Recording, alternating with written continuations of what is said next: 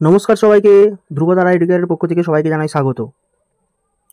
তো অনেকেই জানতে চাইছে যে দাদা পরীক্ষা কবে নাগাদ হতে পারে, কেননা ওবিসি কেস তো 15 জুলাই উঠতে চলেছে সুপ্রিম কোর্টে।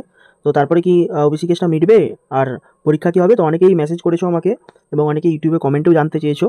তো তাদের উদ্দেশ্যে আমি বলতে চাই, দেখো 15 জুলাই কী হবে না হবে সেটা তো সুপ্রিম কোর্টই বলতে পারবে এবং ওই দিনই তো জানা যাবে। তো ওই দিনের অপেক্ষা ছাড়া আমাদের এখন সেইগুলো আজকে আমি তোমাদের বলতে চলেছি, তোমরা দেখতে থাকো। তো দেখো, তোমরা সবাই জানো যে আরআরবি এনটিপিসি যে গ্র্যাজুয়েট লেভেলের পরীক্ষা, আমাদের গ্র্যাজুয়েট লেভেলের পরীক্ষা কিন্তু অলরেডি কমপ্লিট হয়ে গেছে, তার অ্যান্সার কিও কিন্তু বেরিয়ে গেছে। এরপর আমাদের আন্ডার গ্র্যাজুয়েট লেভেলের পরীক্ষাটা রয়েছে, যেটাও কিন্তু শিডিউল হয়ে গেছে অলরেডি।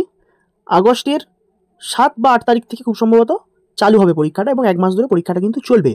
তাই আমাদের সবথেকে যেটা বেশি ইম্পর্টেন্ট সেটা হচ্ছে RRB group D. RRB group ডির পরীক্ষা কিন্তু আর কিছুদিনের মধ্যেই পুজোর আশেপাশেই কিন্তু হবে, হয় পুজোর ঠিক পরেই বা পুজোর কিছুদিন পরে কিন্তু আরআরবি গ্রুপ ডির পরীক্ষাটা কিন্তু সংগঠিত হবে। এবারে হয়তো অনেকে বলবে যে আরআরবি গ্রুপ ডি কী হবে চাকরি করে, আরআরবি গ্রুপ ডি তো স্যালারি কম। দেখো একটা কথা বলছি, এই যে কেন্দ্রীয় সরকারের 8th পে কমিশনটা আসছে না, এই 8th পে কমিশনে কিন্তু যখন আরআরবি গ্রুপ ডির স্যালারিটা দেখবে তোমাদের চোখ কিন্তু একদম ছানাবড়া হয়ে যাবে। কেননা এখানে আরআরবি গ্রুপ ডির একটা স্যালারি হবে প্রায় 60,000-এর উপরে। মানে আমাদের ওয়েস্ট বেঙ্গলে একটা গ্রুপ এ অফিসার যে হারে বেসিক পে পায়, সেই লেভেলে কিন্তু তার স্যালারিটা চলে যাবে আরআরবি গ্রুপ ডির। তারপর অলরেডি আমাদের এসএসসি সিজিএল এর ফর্ম ফিল আপ কিন্তু কমপ্লিট হয়ে গেছে। এবারে অনেকে বলবে যে দাদা আমরা পুলিশের পরীক্ষার প্রস্তুতি নিচ্ছি, আমাদের কি এসএসসি সিজিএলটা দেওয়া উচিত বা এসএসসি সিজিএলটাকে আমরা পারবো? আমি বলবো তোমরা অবশ্যই এসএসসি সিজিএলটা ট্রাই করো, কেননা এসএসসি সিজিএলের যে লেভেলের প্রশ্ন এবং ম্যাথ প্রশ্ন বা রিজনিং প্রশ্ন আসে, সেই লেভেলের যদি তুমি অন্তত ধারে কাছেও নিয়ে যেতে পারো, তোমার কিন্তু পুলিশটা খুবই সোজা লাগবে এবং পুলিশটা কিন্তু ইজিলি ক্র্যাক হয়ে যাবে। তারপরে আমাদের ফর্ম ফিল আপ চলছে SSC CHSL, form fill up চলছে এসএসসি এমটিএস। এমটিএস কিন্তু খুব ভালো জব। এই যে আমি এমটিএসের কথা বলছি, এমটিএসে কিন্তু এবারে প্রচুর ভ্যাকেন্সি থাকবে। সিজিএলে তো প্রায় 12,000 না 13,000 ভ্যাকেন্সি আছে, আরও ভ্যাকেন্সি তো খুব সম্ভবত বাড়বে, আমার এক্সাক্ট মনে নেই। যাই হোক, এসএসসি এমটিএস কিন্তু খুব ভালো জব। এসএসসি এমটিএসের কিন্তু একদম হেডেক কম থাকে, খুবই একদম সুখের চাকরি যাকে বলে এসএসসি এমটিএস। তারপরে আমাদের এসএসসি গ্রুপ সি, যেটা আমাদের West Bengal SSC group C D কিন্তু দুটো পরীক্ষা হবে। এসএসসি গ্রুপ সি ডি কিন্তু দুটো পরীক্ষা হবে, যেহেতু সুপ্রিম কোর্টের রায় আছে। এবারে অনেকেই হয়তো ভাবছি যে এখনও তো নোটিফিকেশন বেরোয়নি। দেখো, নোটিফিকেশনও বের করতে হবে, আর সুপ্রিম কোর্টের নির্দেশ আছে মানে সেটাকে কিন্তু কমপ্লিট করতেই হবে ডিসেম্বরের মধ্যে। এবারে এসএসসি গ্রুপ সি তো যেহেতু সিডি এর যেহেতু একটা পরীক্ষা, তো বেশি দিন সময় লাগবে না আমার মনে হচ্ছে, আর কিছুদিনের মধ্যে কিন্তু এসএসসি গ্রুপ সিডির নোটিফিকেশনটা কিন্তু বেরিয়ে যাবে। তাহলে সামনে তোমার এতগুলো পরীক্ষা আছে। আবার ধরো যাদের বিএড করা আছে তাদের কিন্তু এসএলএসটি আছে, এসএলএসটির পরীক্ষাটাও কিন্তু শিডিউল অলরেডি করে দিয়েছে, আমাদের সেপ্টেম্বরে ফার্স্ট উইকে করে দিয়েছে। এসএলএসটি 9, 10 প্লাস তোমার আছে 11, 12। 9, 10, 11, 12 কিন্তু এসএলএসটির তোমার যে পরীক্ষাটা হবে সেটা কিন্তু রয়েছে। এরপর আমি যদি বলি, তারপর রয়েছে তোমার পিএসসি ক্লার্কশিপ। পিএসসি ক্লার্কশিপ অর্থাৎ 24-এর যেটা নোটিফিকেশান, 25-এ যেটা শিডিউল করা আছে। দেখো নোটিফিকেশান বেরিয়েছে মানে পরীক্ষা কিন্তু হবেই। আর ক্লার্কশিপে কিন্তু ভালো মতো ভ্যাকেন্সি থাকে, প্রায় 5-6 হাজার ভ্যাকেন্সি আমরা কিন্তু দেখতেই পাই। এবারে তুমি হয়তো বলবে দাদা পরীক্ষা কবে হবে তার ঠিক নেই, তুমি এখন থেকেই বলছো। আমি বলছি পিএসসি ক্লার্কশিপও কিন্তু খুব সুখের চাকরি, শনিবার রবিবার ছুটি, তোমার কিন্তু খুব ভালো চাকরি একটা, এবং তোমার যে স্যালারিটা সেটা কিন্তু গ্রুপ সি লেভেলে, গ্রুপ সি এর যেহেতু পোস্ট এটা, সেটা কিন্তু স্যালারিটা তোমার ভালো থাকবে। তুমি পুলিশের যা বেতন পাবে সমহারেই কিন্তু, প্রায় সমহারেই কিন্তু এখানে পিএসসি ক্লার্কশিপের কিন্তু বেতনটা পাবে। তারপরে রয়েছে তোমার পিএসসি মিসলেনিয়াস। এবারে মিসলেনিয়াসের যে 23-এর নোটিফিকেশনটা আমাদের বেরিয়েছিল, সেই 23-এর যে নোটিফিকেশানে সেটা কিন্তু মেন্স পরীক্ষার কয়েকদিনের মধ্যেই সংগঠিত হবে, রেজাল্টও খুব শীঘ্রই বেরোবে। আমি মিসলেনিয়াস 24-এর কথা বলছি। ক্লার্কশিপ আর মিসলেনিয়াসের কিন্তু অলরেডি নোটিফিকেশন, ইন্ডিকেটিভ নোটিফিকেশন বেরিয়ে আছে, এবং ওবিসি কেস মিললে কিন্তু ফুল নোটিফিকেশন বেরোবে, এবং পরীক্ষাগুলো যখন শুরু হবে না তখন কিন্তু চোখে নাকে দেখতে পাবে না। তাহলে পিএসসি মিসলেনিয়াস 2024-এর কিন্তু পরীক্ষাটা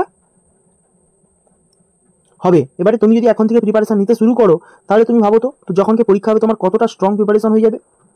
এরপরে আমি যদি বলি, যাদের ওই ইউনিফর্মটা পরার খুব ইচ্ছে বা ইউনিফর্মটাকে নিয়ে তোমরা স্বপ্ন দেখো, তাদের কিন্তু একটা খুব ভালো চাকরি হলো এসএসসি জিডি।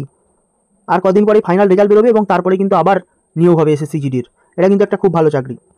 এরপর স্যালারিও কিন্তু খুব বেশি এসএসসি জিডির, পুলিশের, আমাদের ওয়েস্ট বেঙ্গল পুলিশের তুলনায়, যেহেতু ওরা কেন্দ্রীয় সরকারের চাকরি। এসএসসি জিডি কিন্তু পরীক্ষা আবার হবে, এবং ওতে কিন্তু হিউজ পরিমাণে ভ্যাকেন্সি থাকে, এবং ওইখানে যে প্রশ্নটা থাকে না সেটা কিন্তু বেশিরভাগই প্রিভিয়াস ইয়ার বেসড হয়। তোমরা যদি প্রিভিয়াস ইয়ারটাকে খুব ভালো করে করতে পারো এসএসসি জিডি, তাহলে কিন্তু তোমাদের আর ওটা নিয়ে কোনো প্রবলেম হওয়ার কথা নয়।